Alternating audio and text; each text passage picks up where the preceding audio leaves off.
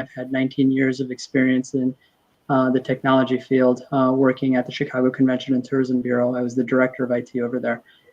So business has been great. The local business community here in Niles, as well as the surrounding area, have been wonderful to work with, and we're looking forward to serving even a larger part of the community. Yeah, well, as all things Niles, we appreciate hearing that. But how has business been for you in terms of the change of operations and kind of remote work and meeting with clients? I think it's a really good question. I can't say that things have been the same. Just like nobody can say things have been the same. COVID-19, the pandemic, has hit us all in some way, shape, or form. As far as like our day-to-day operations, the customers that we serve, we are a little fortunate that most of the work, 80 to 85% of the work that we do in servicing our customers, we are doing remotely.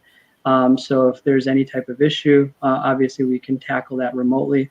But more importantly, if we're proactively monitoring the security and protecting our customers' network, we can actually do that remotely. So from that standpoint, 80 to 85% has not changed. But the 15 to 20% where we actually do have to go to visit a client to take on some sort of task where we have to resolve some issue, we follow social distancing and we do everything that's required that's going to hopefully minimize any type of other risks that come along with that. So we wear a mask when we go there. We bring with us some cleaning agents, antibacterial wipes. We wipe down our work area. We do our work, and then before we leave, we'll wipe it down one more time. So as far as like that goes, that's the impact to our existing customers. But obviously right now a lot of people are just waiting to see when are we going to open up again. And I think right now a lot of businesses are just kind of tepid on that front. So new business development has been a little, it's kind of plateaued a little bit. But we're finding enough work to go around servicing our existing customers for the time being. Good. Well, good. And obviously this unprecedented time has changed a lot of all of our operations in the way that we conduct business, as well as some of us that are trying to stay at full capacity while working from home. Some companies are enabling remote work and work at home structures to keep businesses while employees follow social distancing guidelines. Can you share some of the insights that you've gained from working with businesses during this time? What are some of the needs that they are seeing at the top of their list? Well, I think this is a really good question as well, because one of the reasons why I jumped into my own business is because I get a chance to interact with local small and medium-sized businesses, and Niles is a really good area for that. There's a lot of small and medium-sized businesses, and obviously right now with COVID-19, the pandemic, a lot of businesses are suffering, some more so than others, right? You have restaurant industry, hospitality industry that is just really struggling.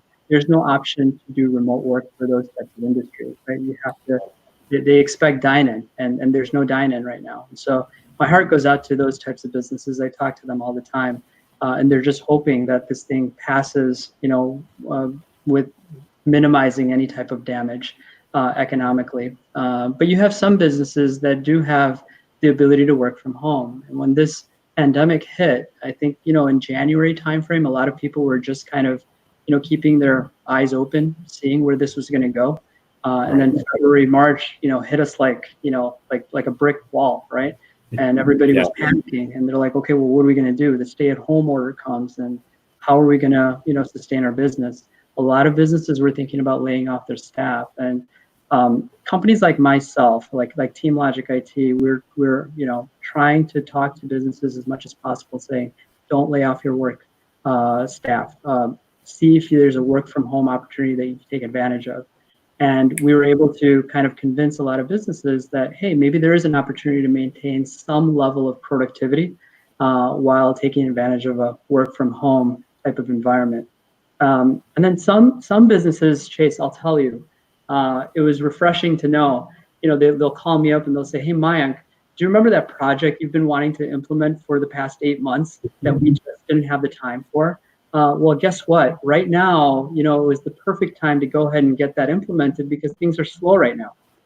And so we've had a couple of businesses reach out to us to, roll out Office 365, replace their on-prem server, and upgrade their ERP solution, which is great. I think they took advantage of the situation and they made the best of the COVID-19 pandemic. So to answer your question, I've seen a lot, and Right. it all depends on what industry you fall in to see how businesses are doing. But overall, it's definitely impacted everybody. Yeah, and if a business is in that position to be able to organize, now is the best time to get yourself organized, get everything set up properly. But for some of those businesses that you have convinced and that have reached out with you to you about projects, what are some best practices that you would offer for someone working from home? Well, I will say best practices. I'm always going to, speak from a security standpoint. Okay.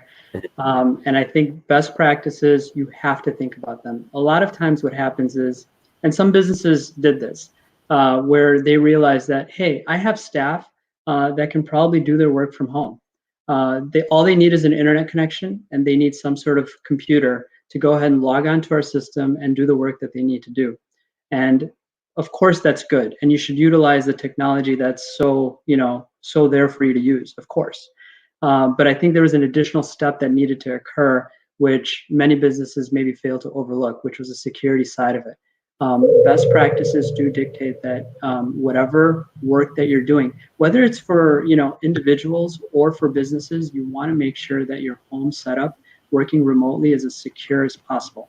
There's a lot of bad actors out there right now, hackers, people that are wanting to load malware on your systems.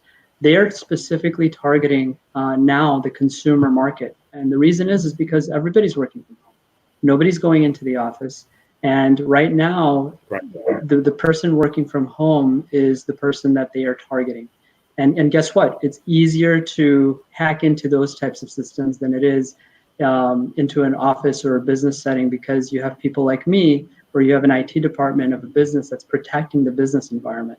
But there's nobody protecting the home environment. I give this analogy all the time. It's like, you feel a lot safer when you're walking down a busy street at night than you do in a dark alley, right? And so when you're walking down a busy street, if something happens, you know that there's so many people that can come to your rescue. But when you're walking down a dark alley, there's nobody there to rescue you. And so it's really important that we take the precautions to make sure that your environment at home is as secure as can be. Right. And just through, Mayank is pretty predominantly within our chamber and shows up to all of our virtual business after hours, which we appreciate. But we've been able to communicate. And I think it's even just some of the simplest things. I mean, turning off your computer at night. I'm someone that is famous for leaving my computer on running at all times. That's what I think the charger is meant for, at least. But I quickly realized that there are some steps that we need to be taking to be more safe because of these. I mean, there are individuals that are going to take advantage of the situation, and we want to make sure that we're staying secure.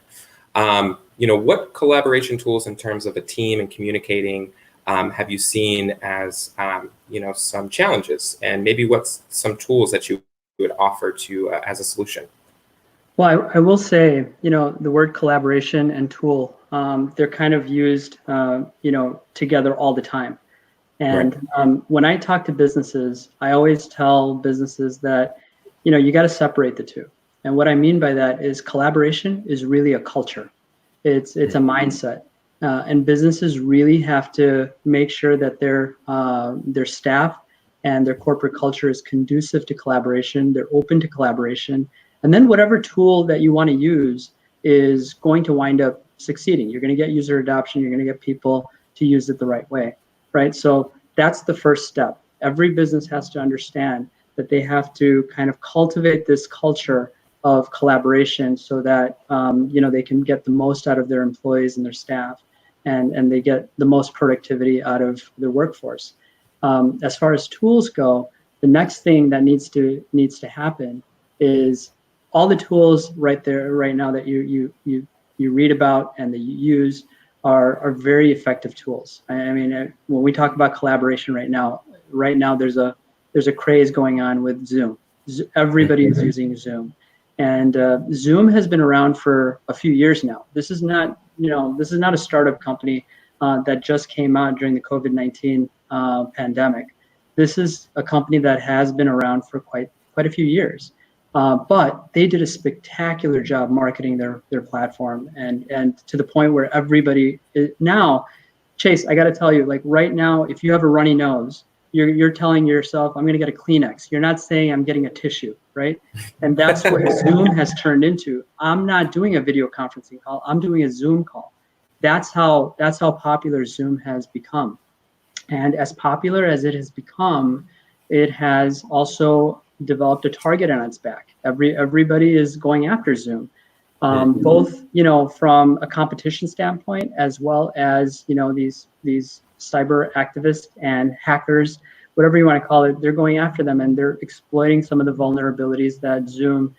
And I'm not alleviating any type of blame on Zoom's end. There are certainly some design flaws that Zoom had. Absolutely, they should have planned for some of these things. But at the same time, you have these people that users of Zoom that maybe they don't know how to set up Zoom properly.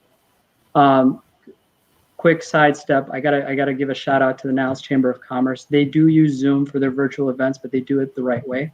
A lot of people did not know how to set it up properly. And what wound up happening is, bad actors started joining these Zoom calls, and the term Zoom bomb, became prevalent, where unexpected, uninvited guests were attending these Zoom calls, and it just wasn't set up properly. I think there was an example of, organizations like Chambers that would just post a Zoom link on their website that people can just click on and join without a password, without anything, and people were joining. That's like best case scenario. There was a situation in New York that happened where teachers were, teaching their classroom, their students using Zoom because of the COVID-19 pandemic e-learning, where you had these rogue actors attend, and they started posting some outrageous things, and young impressionable minds became exposed to those things, to the point where the city of New York or the state of New York decided they're no longer using Zoom, full stop, period. And so it's, at the end of the day, I'm not here to advocate for Zoom, and I'm not here to bash Zoom. What I am here to say is that if you're going to use a tool, whether it be Zoom or whether it be any of the other collaboration tools, we have to make sure that we take 2 steps back, learn about the proper way of setting it up.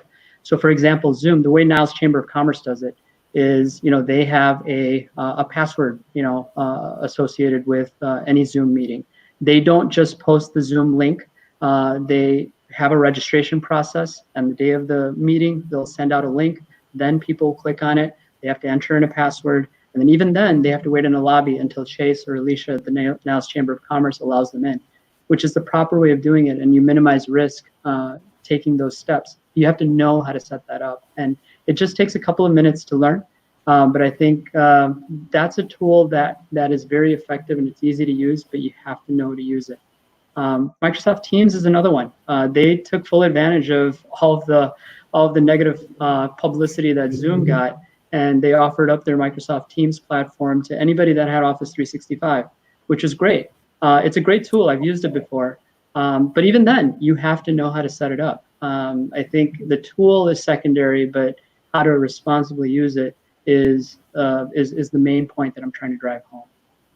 Right. Yeah.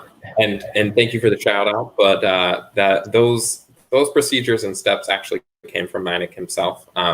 We did the password thing because we love branding anything that we possibly can. But the waiting room actually was something that Mayank mentioned in our virtual business after hours, and since has been a key ingredient in setting up Zoom. Not to mention it just helps with our flow of the event. But yeah, staying safe. And like I said, just those simple tasks can really make or break you and change things. But can you tell us a little bit about some of the core services that you offer that would help a business out in terms of security and staying safe? Yeah, and this is a really difficult question, Chase. And here's why I say that. Every time I talk about my core services, it goes over people's head. Like they don't really understand. I'll start talking about firewalls. I'll start talking about switches and routers, and they're like, "Ah, you lost me. You lost me at firewall." So here's how I'm going to describe it. My core services include the following. So Chase, let's say you order internet service from Comcast. Comcast will drop internet service into your apartment or into your house. They'll give you a nice black box that they plug into the back. That is your cable modem, and that gives you your internet that you need. Anything that plugs into or connects to that Comcast modem is what I support. Okay, so whether it's a printer, whether it's a workstation, whether it's a laptop, whether it's a backup unit, whether it's a router, switch, Wi-Fi, whatever device that makes sense for the business is what I do, and I secure, I install, I support, and I monitor. That's exactly how I can kind of summarize it in a nutshell. Now, right now, I will say that there is, right now, work from home is like a huge thing, right? Everybody is working from home, and I just want to kind of paint a picture for you and the audience. Right now, what's happening is you have an IT department at a small, medium-sized business that is responsible for maintaining and protecting the environment, the network environment within the office, right? And now you have all these staff members working from home that have their individual networks in their basement or in their home office. This IT director is losing his mind right now because he's saying to himself, not only do I have to protect the business office environment, I also have to make sure that these people that are working from home, their network is not filled with vulnerabilities. And that's a huge thing. And so one of the things that I tout is I don't really go in with any type of preconceived, here's what I'm going to sell you, okay? What I really tout is I want to have a conversation. I will meet with you, I will talk to you, I will learn about your business, I will try to assess how technology is being utilized at your business, and then we're going to use that as a starting point. And then very next step after that is I'm going to just run a scan off of your network to see what is being connected, how it's being connected, where are all the vulnerabilities, and then I start with a report. And that report really outlines how everything is structured within your environment and where are all the vulnerabilities that we need to tackle. One of the things I take great pride in is every one of my customers, there's no two customers that have the same solution, because every business is different, every network environment is different, everybody's goals and objectives are different. And so if you're going into it saying to yourself that I'm going to sell XYZ business this without knowing about the business, then you're really kind of like one of those snake oil salesmen. That's not what TeamLogic is about. We try to forge relationships, we try to learn about the business, and based off of that, we kind of offer a solution. But I hope that that little analogy or a little illustration about Comcast was helpful. One of the things that I want to actually, if you don't mind just a minute, I want to talk about what I'm offering right now is these home environments that are set up specifically for work purposes. If you are you're working from home right now and you're concerned about its setup and its structure from a security standpoint or just from a productivity collaboration standpoint, I'm happy to have a conversation with you. I'm happy to run a scan and an audit for you. Right now, I'm doing it for homeowners, for people that are working in the home office for $50. I'll give you a report that lays out all of the vulnerabilities, and then we can talk about how we can plug in those vulnerabilities. If you're a business owner that has like several different staff that are working from home, then we can talk at a grander scale, and it can be even cheaper per head. But I just want to kind of throw that out there for the audience and for everybody. For anybody that is interested, please reach out to me. That's great. Yeah, and I will. I'm going to throw Mayank's website up here. If you go to teamlogicit.com/Niles, Illinois, I believe that there's a couple of prompts that you'll fill out and a couple of other different ways to get in contact with Mayank himself. If you are hopefully watching us now, you're going to get this lovely number up here. Call 847-616-8400. That is actually Mayank's office, and you can always leave a message or get in contact with him directly via email, which is mpatel@teamlogicit.com. Mayank, me personally, actually is very responsive via email and a great guy to work with. If you would like to get in contact with me, I'm the Associate Director here at the Niles Chamber of Commerce and happy to be a resource for any of you, and also put you in contact with Mayank. Like I said, he's always at our virtual business after hours every Thursday, so you can always join him there. Go to thenilschamber.com and click on those directories right at the top. He is going to be listed under essential services and appointment only, as well as you can always shoot me an email or call the office. Like I said, we're always here as a resource. Mayank, thank you so much for joining us. My last question is, as a Niles resident, where do you like to eat the most? There's so many great restaurants in the Niles area. I mean, right next to us is Graziano's. Graziano's is wonderful. It's great. It's great Italian food. I've had Nancy's Pizza as well, and they are great. But again, there are so many different restaurants in the Niles area, and truly blessed to be living in the community. So. Great. Well, thank you for joining us. I'm going to throw his contact information just in case you want to grab it last minute. And thank you so much for tuning in. I also want to wish Mayank a happy anniversary. He has been with the Niles Chamber for a year now. So we appreciate your partnership, Mayank. Thank you so much, everyone. Good one. All right. Bye.